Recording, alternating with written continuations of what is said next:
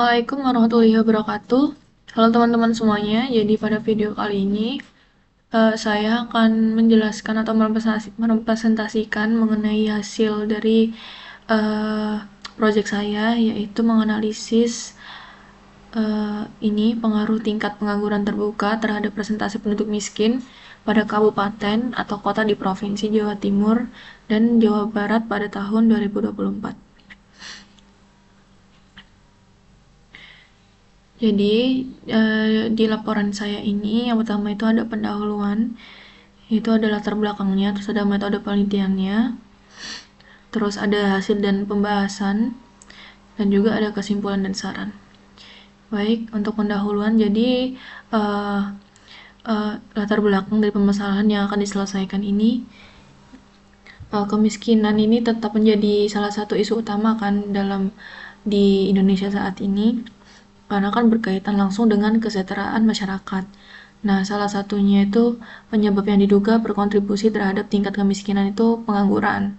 Nah, orang yang tidak mendapatkan pekerjaan ini beresiko kehilangan sumber penghasilan yang dapat meningkatkan jumlah masyarakat miskin. Nah, di BPS ini itu mencatat kalau pada Maret 2024 proporsi penduduk miskin di Indonesia ini masih berada di angka 9,03. Terus pada bulan Agustus 2024, angka penganggurannya menjadi sebesar 4,91%. Nah, keadaan ini tuh menunjukkan bahwa isu pengangguran dan kemiskinan tetap menjadi tantangan pembangunan yang perlu diteliti lebih dalam. Nah, terus yang pertama ada tujuan penelitian saya. Jadi tujuan penelitian ini tuh bertujuan untuk yang pertama mengetahui pengaruh tingkat pengangguran terbuka atau TPT terhadap persentase penduduk miskin pada kabupaten atau kota di Provinsi Jawa Timur dan Jawa Barat pada tahun 2024. Lalu yang kedua mengetahui arah hubungan antara TPT dan persentase penduduk miskin. Lalu yang ketiga itu mengetahui seberapa besar kemampuan TPT dalam menjelaskan variasi tingkat kemiskinan melalui analisis regresi linear sederhana. Nah, untuk contoh penyelesaian masalah pada literatur dahulu, ada dari beberapa peneliti, dan juga ada kekurangan solusi dari peneliti yang sudah ada. Lalu di sini rumusan masalah yang saya buat, yang pertama, jadi apakah tingkat pengangguran terbuka ini berpengaruh terhadap persentase penduduk miskin pada kabupaten atau kota di Provinsi Jawa Timur dan Jawa Barat tahun 2024? Lalu seberapa besar sih pengaruh tingkat pengangguran terbuka ini terhadap persentase penduduk miskin, dan juga bagaimana arah hubungan antara tingkat pengangguran terbuka dan persentase penduduk miskin.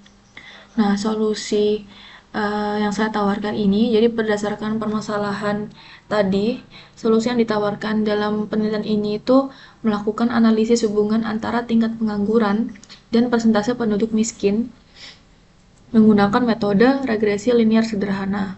Nah, metode ini tuh saya pilih karena mampu menjelaskan pengaruh satu variabel bebas terhadap satu variabel terikat secara kuantitatif dan mudah diinterpretasikan.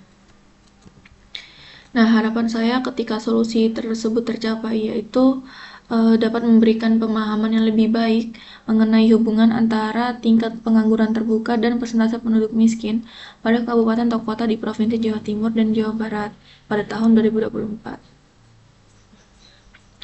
Baik, selanjutnya itu masuk ke bab 2 atau metode penelitian. Yang pertama itu ada flowchart-nya.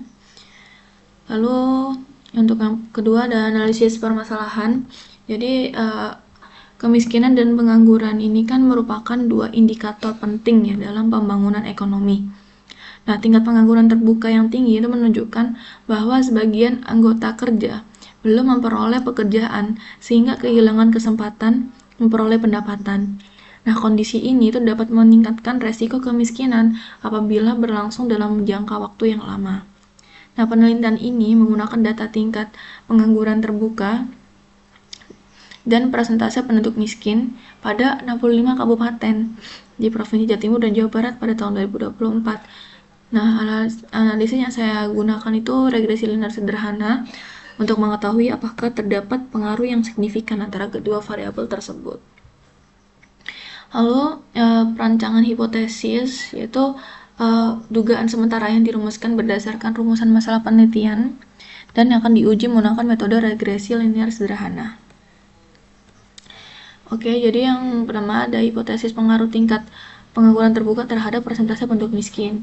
Nah, hipotesis ini tuh disusun untuk menjawab rumusan masalah pertama, yaitu yang mengenai pengaruh TPT terhadap persentase penduduk miskin. Nah, di sini itu dengan H0 itu sebagai tingkat pengangguran terbuka tidak berpengaruh signifikan terhadap persentase penduduk miskin. Lalu sebaliknya H1 itu tingkat pengangguran ini itu berpengaruh signifikan terhadap persentase penduduk miskin. Nah, dengan H0 ini sebagai sama dengan 1 dan H1-nya tidak sama dengan 0 ya. Nah, keterangan B1 ini tuh koefisien regresi variabel tingkat pengangguran terbuka. Lalu ada hipotesis besarnya pengaruh. Jadi untuk menjawab rumusan masalah yang kedua, yaitu besarnya pengaruh tingkat pengangguran terbuka terhadap persentase penduduk miskin, itu akan diukur menggunakan koefisien determinasi atau R kuadrat. Nah, nilai R kuadrat ini menunjukkan persentase persentase variasi persentase penduduk miskin yang dapat dijelaskan oleh variabel tingkat pengangguran terbuka. Jadi, semakin besar nilai R kuadrat, semakin besar pula kemampuan variabel TPT dalam menjelaskan variasi persentase penduduk miskin. Nah, selanjutnya ada hipotesis arah hubungan. Nah, jadi hipotesis arah hubungan ini, jika koefisien regresinya bernilai positif, maka hubungan antara TPT dan persentase penduduk miskin ini bersifat positif atau searah.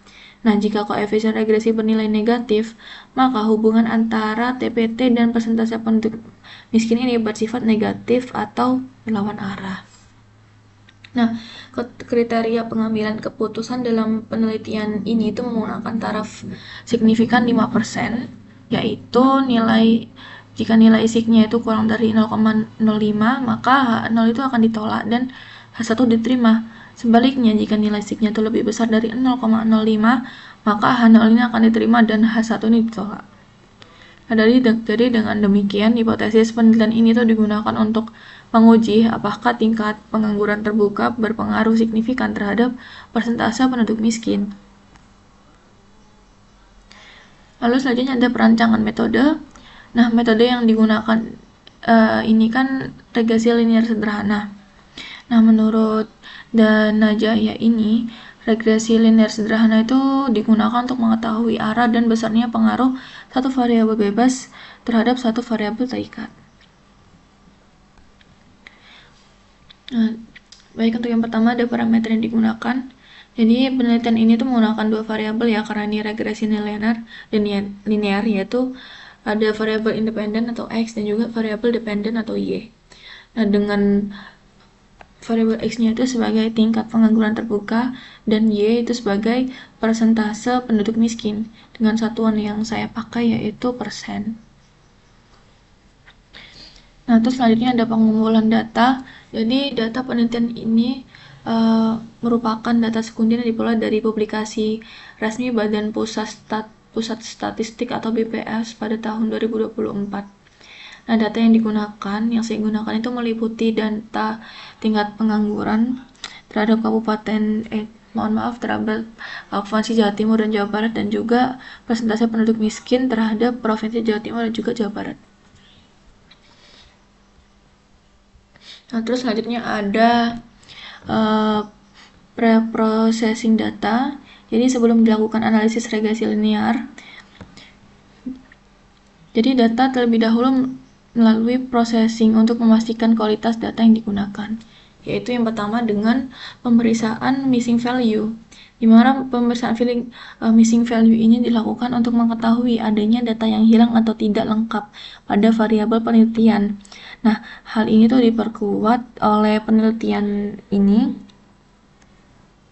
Dan lalu langkah pemeriksaan dilakukan menggunakan fitur frequencies pada SPSS dengan kriteria missing value. Jika sama dengan 0, maka datanya itu dapat digunakan, dan jika missing value-nya lebih dari sama dengan 0, maka diperlukan penanganan data hilang. Nah, jadi berdasarkan hasil pemeriksaan seluruh data itu memiliki nilai lengkap sehingga tidak ditemukan missing value. Terus selanjutnya ada deteksi outlier. Nah, deteksi outlier ini tuh digunakan untuk mengidentifikasi data yang memiliki nilai jauh berbeda dari mayoritas data lainnya. Yang pertama, metode yang digunakan ini untuk deteksi outlier yang pertama ada box plot, yaitu visualisasi box plot ini digunakan untuk mengidentifikasi data yang berada di luar rentang distribusi normal. Yang kedua ada penanganan outlier. Jadi outlier ini ditemukan tidak langsung dihapus dari data penelitian. Jadi setiap outlier terlebih dahulu itu dievaluasi berdasarkan sumber dan karakteristik datanya. Terus yang ketiga ada uji normalitas. Nah, uji normalitas ini dilakukan menggunakan histogram, lalu normal QQ plot dan detrended normal QQ plot untuk mengevaluasi apakah distribusi data mendekati distribusi normal. Terus selanjutnya ada implementasi regresi linear sederhana.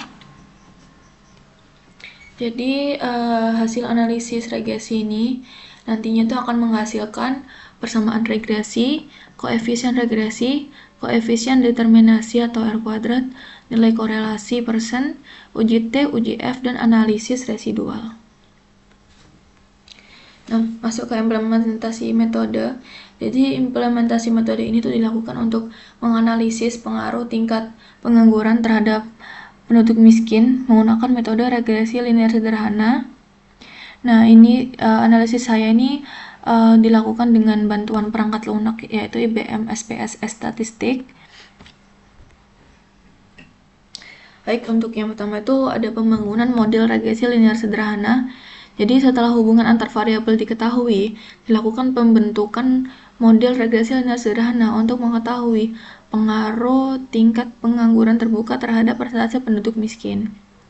Nah, model regresi sederhana yang digunakan ini tuh adalah Y sama dengan A plus BX ini dengan keterangan seperti ini. Jadi nilai konstanta dan koefisien regresi itu diperoleh melalui output tabel koefisien pada SPSS. Nah, jadi interpretasinya model regresi ini dilakukan sebagai berikut. Ini yaitu nilai konstanta jika menunjukkan nilai persentase penduduk miskin ketika nilai TPT sama dengan 0 dan nilai koefisien regresi atau B menunjukkan besarnya perubahan persentase penduduk miskin akibat kenaikan satuan tingkat pengangguran terbuka. Terus selanjutnya ada perhitungan nilai prediksi. Jadi setelah model regresi diperoleh, itu dilakukan perhitungan nilai prediksi untuk setiap observasi menggunakan persamaan regresi yang terbentuk. Dan nilai prediksi ini digunakan untuk membandingkan hasil estimasi model dengan nilai aktual persentase penduduk miskin. Selanjutnya ada perhitungan residual. Nah, residual ini kan merupakan selisih antara nilai aktual dengan nilai prediksi yang dihasilkan model regresi. Nah, residual ini tuh dihitung menggunakan persamaan ini dengan keterangan sebagai berikut. Jadi analisis residual ini tuh dilakukan untuk mengevaluasi ketepatan model regresi yang dibangun. Terus selanjutnya ada pengujian metode yaitu mean square error atau MSE. Jadi MSE ini digunakan untuk mengukur rata-rata kuadrat kesalahan prediksi dengan rumus ini. Lalu yang kedua ada root mean square error atau RMSE. Jadi digunakan untuk mengetahui besar kesalahan prediksi dalam satuan yang sama dengan variabel dependent.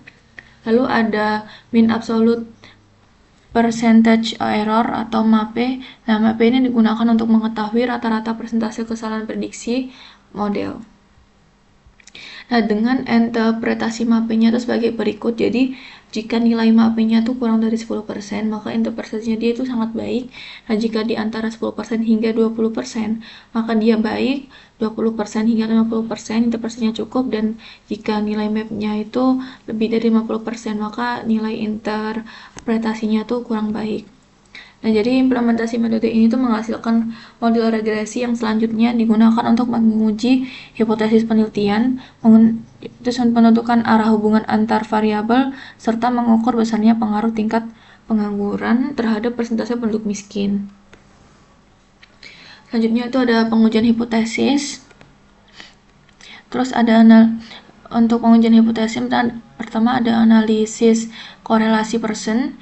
Nah, untuk analisis korelasi Pearson ini digunakan untuk mengetahui kekuatan dan arah hubungan antara tingkat pengangguran dan persentase penduduk miskin. Nah, koefisien korelasi Pearson ini menggunakan rumus seperti ini dengan keterangan tersebut. Lalu interpretasinya itu sebagai ini. Jadi interval koefisiennya jika 0,00 hingga 0,019 maka tingkat hubungannya dia sangat lemah. Jika 0,20 hingga 0,39 maka dia lemah, 0,40 hingga 0,59 dia sedang, 0,60 hingga 0,79 dia kuat, 0,80 hingga 1 dia sangat kuat. Nah, arah hubungan ini ditentukan berdasarkan ini. Jadi jika nilainya positif maka hubungannya itu searah, dan jika negatif dia berlawan arah. Terus selanjutnya ada uji signifikan koefisien regresi atau uji T. Nah, uji T ini digunakan untuk mengetahui apakah tingkat pengangguran terbuka ini itu berpengaruh signifikan terhadap persentase penduduk miskin. Dengan hipotesis yang saya gunakan adalah ini. Lalu dirumuskan sebagai ini. Lalu kriterianya itu sama seperti di atas. Terus selanjutnya ada uji F. Uji F ini digunakan untuk mengetahui apakah model regresi linear itu yang dibangun itu layak digunakan untuk menjelaskan hubungan antara tingkat pengangguran dan persentase penduduk miskin. Dengan hipotesis yang digunakan itu H0 sebagai model regresi tidak signifikan dan H1-nya sebagai signifikan. Dengan rumus sebagai ini uji F-nya dan kriteria keputusannya sama. Terus selanjutnya ada analisis variansi. Jadi untuk rumus variansi sampelnya itu seperti ini. Jadi semakin besar nilai variansi itu semakin besar pula penyebaran data terhadap rata-ratanya. Terus selanjutnya ada analisis kovariansi. Jadi rumus kovariansi sebagai berikut dengan keterangan ini. Jadi interpretasi kovariansi ini sebagai ini. Jadi kovariansi positif itu hubungannya searah, jika negatif itu hubungannya berlawan arah, dan jika mendekati 0 maka hubungannya itu sangat lemah. Selanjutnya ada koefisien deformasi atau R kuadrat dengan rumus sebagai berikut. Lalu keterangannya SSR ini sebagai sum of square equation dan SSR sebagai total sum of squares-nya. Dengan interpretasi nilai R kuadrat mendekati 0 dia menunjukkan kalau kemampuannya itu rendah, modelnya rendah, dan sebaliknya. Jika mendekati 1 maka dia tinggi. Nah, terus besarnya pengaruh ini dapat dihitung dengan ini. Jadi dengan demikian pengujian hipotesis dalam penilaian ini dilakukan melalui analisis korelasi Pearson, terus uji T, uji F, variansi, kovariansi, dan koefisien determinasi. Nah, masuk ke hasil dan pembahasan. Yang pertama yaitu ada dari hasil pengujian metode, yaitu ada hitung MSE. Jadi MSE ini digunakan untuk mengukur rata-rata ya. Dengan tabel seperti ini. Jadi berdasarkan hasil perhitungan menggunakan data tingkat pengangguran tadi di atas itu dihasilkan bahwa nilai MS-nya itu sebesar ini 11,0715 min-nya. Jadi nilai tersebut ini menunjukkan kalau rata-rata kuadrat selisih antara nilai aktual dan nilai prediksi model adalah sebesar 11,0715. Dengan demikian, model regresi yang dibangun masih memiliki tingkat kesalahan prediksi sebesar tersebut. Jadi nilai MS ini menjadi salah satu indikator untuk mengevaluasi performa model regresi, di mana semakin kecil nilainya menunjukkan bahwa hasil prediksinya semakin mendekati nilai aktual. Nah, hasilnya itu menunjukkan kalau model regresi linear sederhana mampu menggambarkan hubungan antara tingkat pengangguran dan persentase penduduk miskin, meskipun masih terdapat variasi data yang belum dapat dijelaskan secara sempurna oleh model. Nah, selanjutnya ada hitung RMSE. Nah, RMSE kan untuk mengukur merupakan ukuran yang digunakan untuk mengetahui besarnya rata-rata ya, rata-rata kesalahan. Nah, menggunakan rumus seperti ini. Ini berdasarkan hasil yang di atas tadi. Karena kan hasilnya tadi MS-nya 11,0715, ini diakarkan dan mendapatkan hasil 3,3274. Nah, jadi nilai ini menunjukkan kalau rata-rata kesalahan prediksi ini sebesar ini tadi. Nah, jadi semakin kecil nilai RMSE menunjukkan kalau hasil prediksi model itu semakin mendekati nilai aktual. Nah, jadi dengan nilai sebesar ini, model regresi linear sederhana yang dibangun ini memiliki tingkat kesalahan prediksi relatif rendah, sehingga dapat digunakan untuk menjelaskan hubungan antara tingkat pengangguran dan kemiskinan. Selanjutnya ada MAPE. MAPE ini tuh untuk mengukur tingkat kesalahan prediksi model dengan rumus seperti ini. Nah, selanjutnya nilai MAPE ini akan dihitung dengan rumus ini. Nah, ini kalau berdasarkan perhitungan SIPSS ya. SPSS, mohon maaf. Nah, jadi berdasarkan hasil perhitungan ini diperoleh nilai MAPE sebesar 37,1978%. Nah, jadi berdasarkan kriteria interpretasi MAPE dengan nilai 37% itu termasuk kategori cukup. Nah, hal ini menunjukkan kalau model ini tuh mampu menjelaskan hubungan antara TPT dan kemiskinan. Namun akurasinya masih terbatas. Terus selanjutnya ada hasil pengujian hipotesis. Nah, pengujian hipotesis ini kan dilakukan untuk mengetahui pengaruh tingkat pengangguran terhadap peserta penduduk miskin. Yang pertama ada dari analisis korelasi Pearson. Ini digunakan untuk mengetahui arah dan kekuatan hubungan antara tingkat pengangguran dan juga penduduk miskin. Dengan hasil dari SPSS-nya sebagai berikut, jadi diperoleh nilai koefisien korelasi Pearson-nya itu sebesar 0,436 dan nilai signifikannya sebesar 0,001. Jadi nilai koefisien korelasi tersebut itu menunjukkan kalau hubungan antara tingkat pengangguran terbuka dan persentase penduduk miskin itu bersifat negatif dengan tingkat hubungan sedang. Nah, karena nilai signifikan kan lebih kecil dari 0,05, maka hubungan antara kedua variabel ini dinyatakan signifikan secara statistik. Selanjutnya ada analisis regresi linear sederhana. Nah, ini kan digunakan untuk mengetahui bentuk hubungan matematis antara tingkat pengangguran dan juga penduduk miskin. Dengan hasil yang diperoleh yaitu persamaan sebagai berikut. Terus dengan Y ini sebagai penduduk miskin dan X-nya itu pengangguran. Jadi nilai konstanta sebesar 13,451 ini itu menunjukkan bahwa ketika tingkat pengangguran terbuka bernilai 0%, maka persentase penduduk miskin diperkirakan sebesar 13,451%.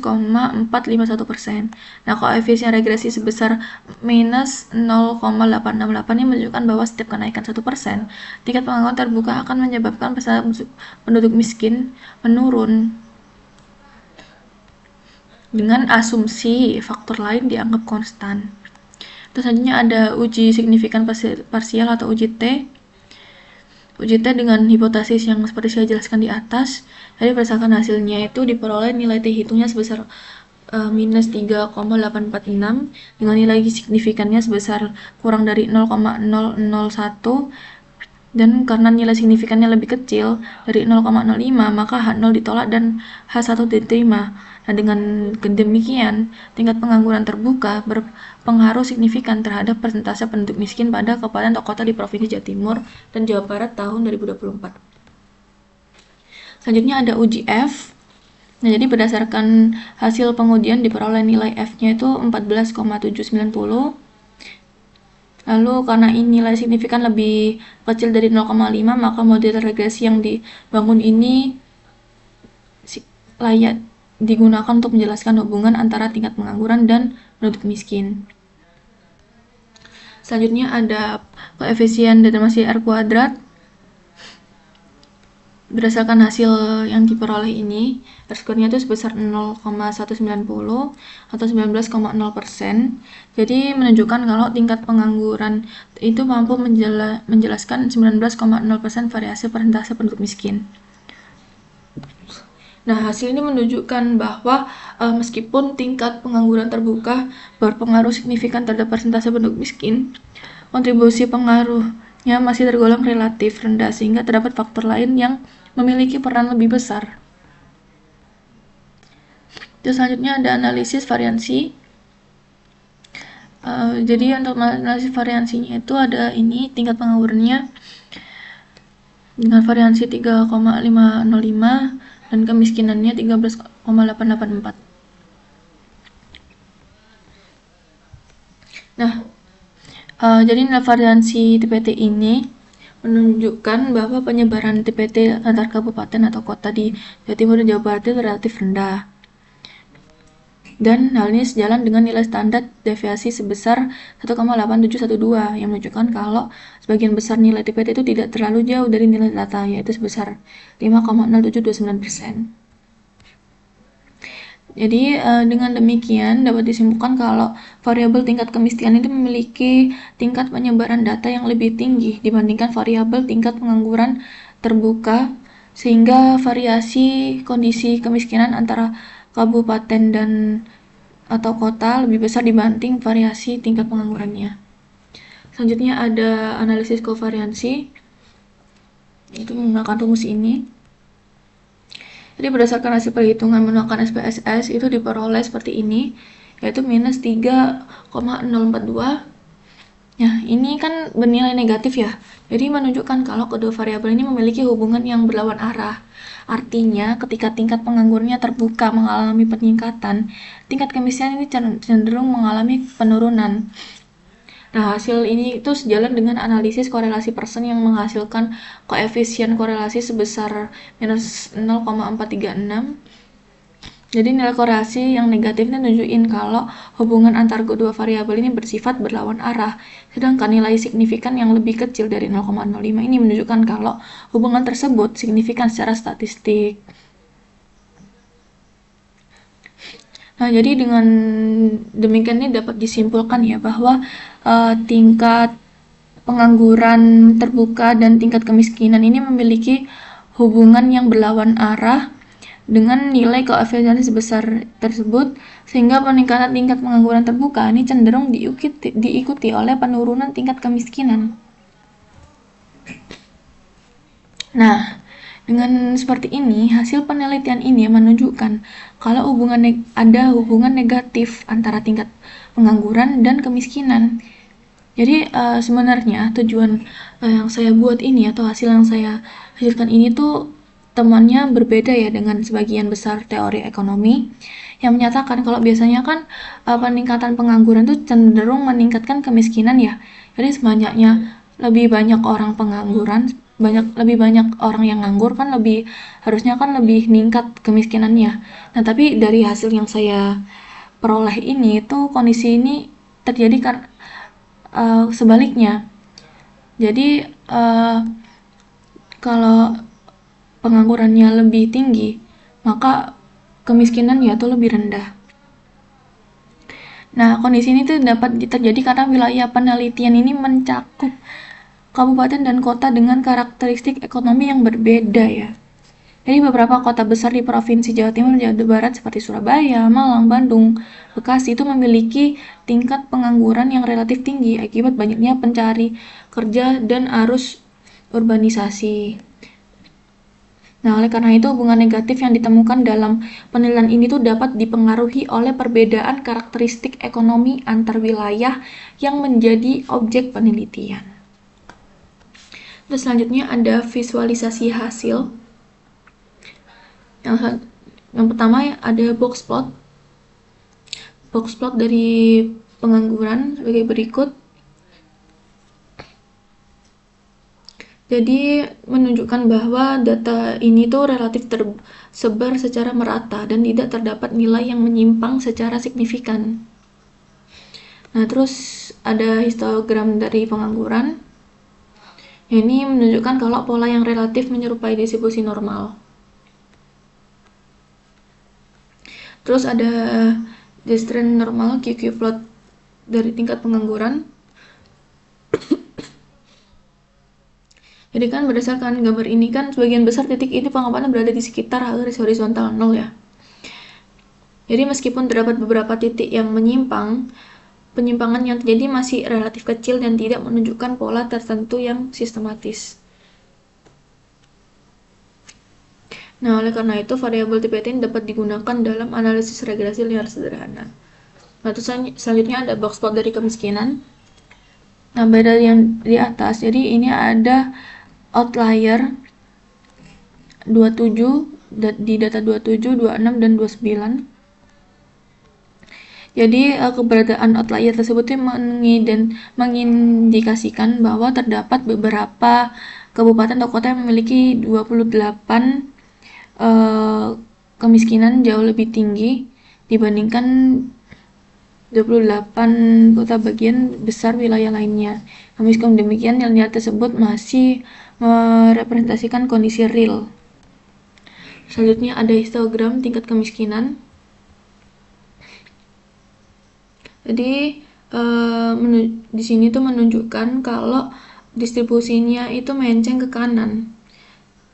Jadi terlihat ada beberapa daerah dengan tingkat kemiskinan yang relatif tinggi, sehingga membentuk ekor distribusi yang lebih panjang pada sisi kanan. Selanjutnya ada normal QQ plot dari tingkat kemiskinan. Jadi penyimpangan tersebut ini itu menunjukkan adanya beberapa observasi. Terus ada the trended normal QQ plot tingkat kemiskinan.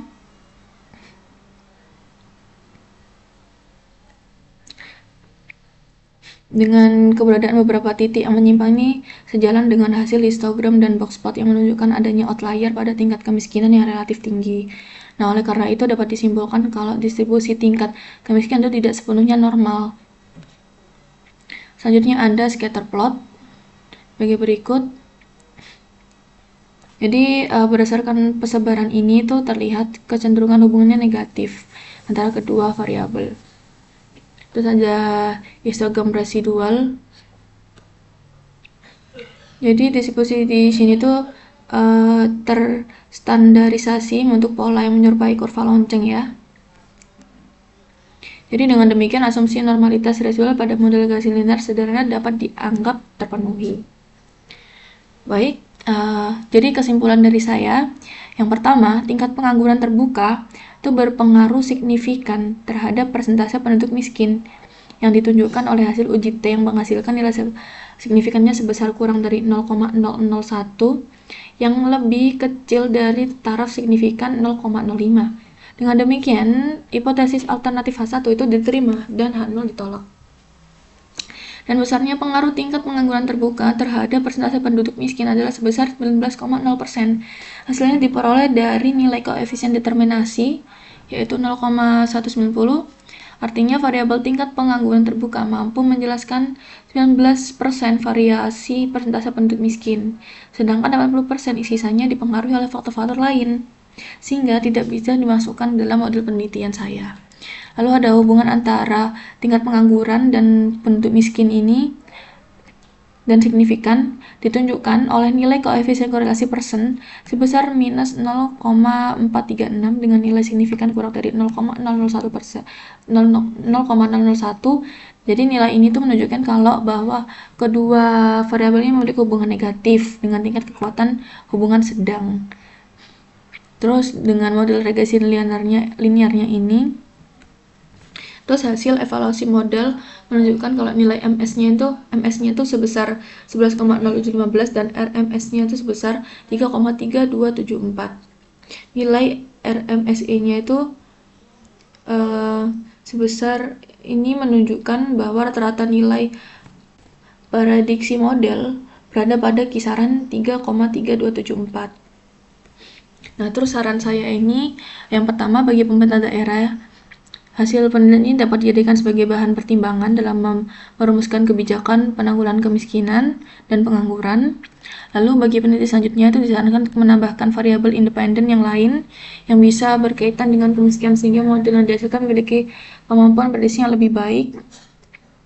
Terus bagi pengembang, peneliti statistika disarankan untuk menggunakan data dalam periode beberapa tahun.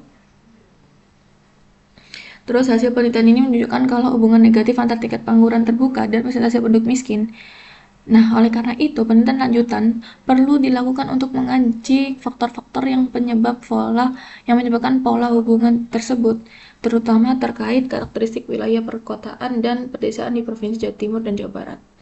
Dengan demikian, penelitian ini diharapkan dapat memberikan kontribusi dalam memahami hubungan antara tingkat pengangguran terbuka dan tingkat kemiskinan, serta menjadi referensi bagi penelitian dan pengambilan kebijakan di bidang sosial ekonomi. Sekian penjelasan dan paparan dari saya. Terima kasih. Wassalamualaikum warahmatullahi wabarakatuh.